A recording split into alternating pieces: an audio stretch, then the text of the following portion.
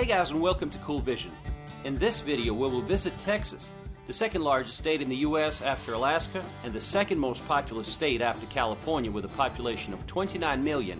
It's fair to say that many people from around the world have a very outdated image of Texas, but today it's nothing like the old days of the Wild West. It's very modern and it offers a lot of opportunities. Never had to study math, science or history. I have a chemical flashback to jog my memory. 500,000 people is moving to Texas every year. It's a state where they love freedom, guns, and where everything is big.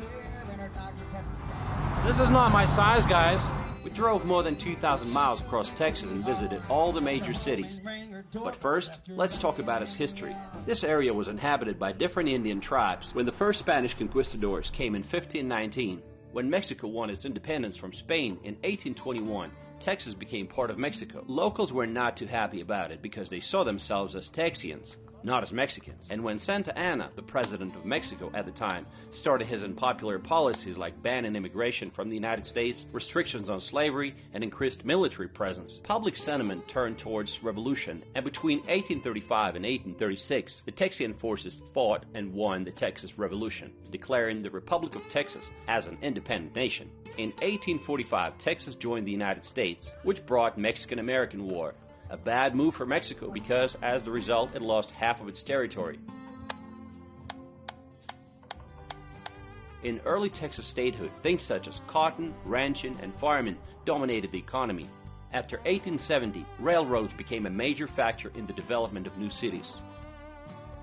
The discovery of oil at Spindletop in 1901 initiated the Texas oil boom, which became the driving force behind the economy for much of the 20th century. The population continued to grow rapidly, and in 1994, Texas became the second largest state in the U.S. Today, the state leads in many industries, including agriculture, petrochemicals, energy, aerospace, just to name a few.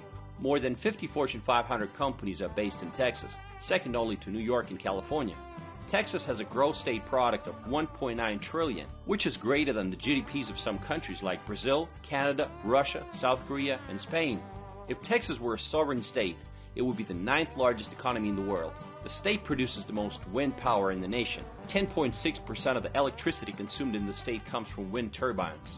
Texas has more windmills than any other state in the United States, even more than California.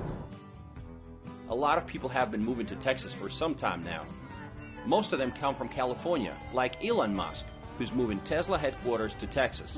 Toyota, Apple, Oracle, HP, and many others have done the same.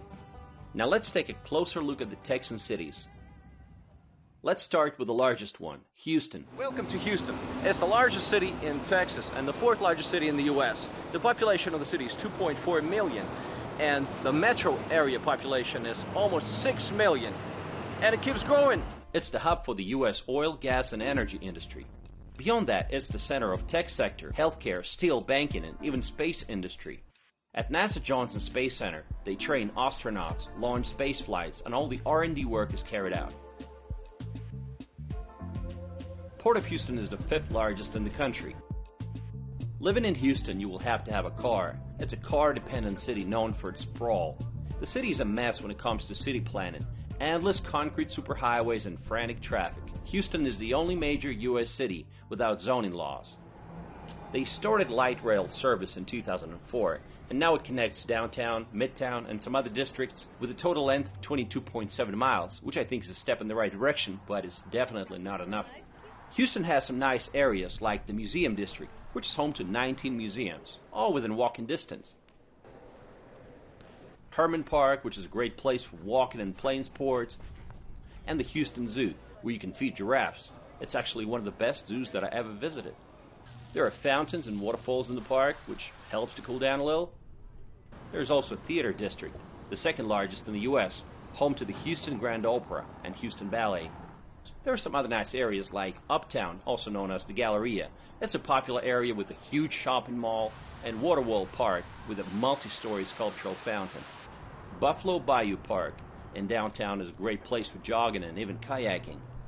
And Midtown, which is known for its young crowds, bars, and nightlife scene. But overall, somehow the city doesn't feel cozy.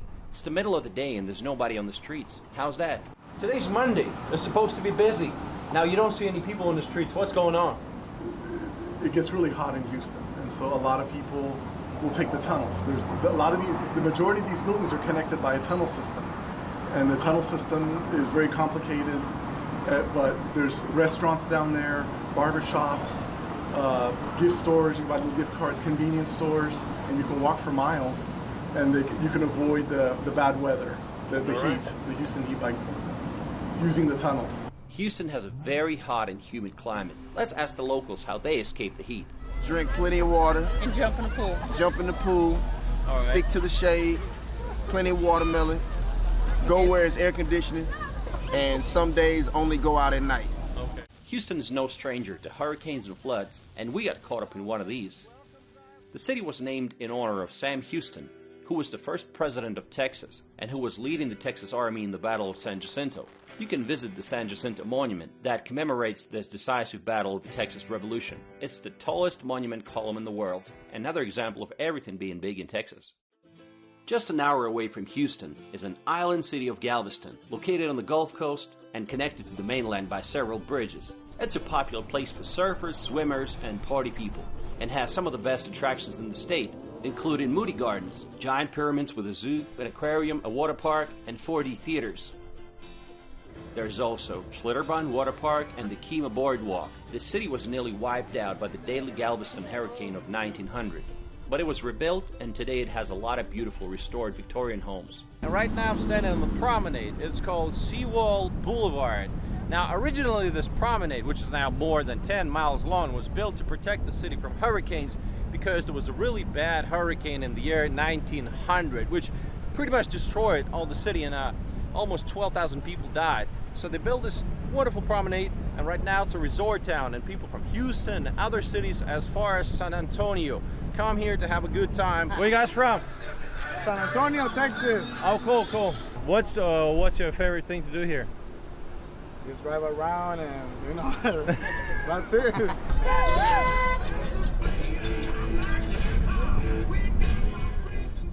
Galveston Island Historic Pleasure Pier is lined with amusement rides and restaurants.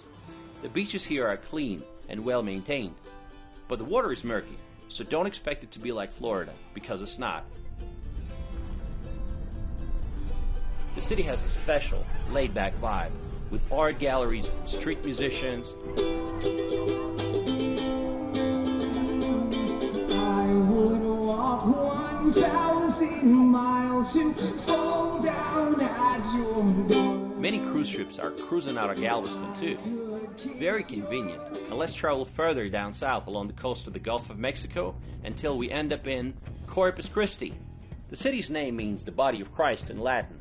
It has a population of 326,000 people. Whataburger was founded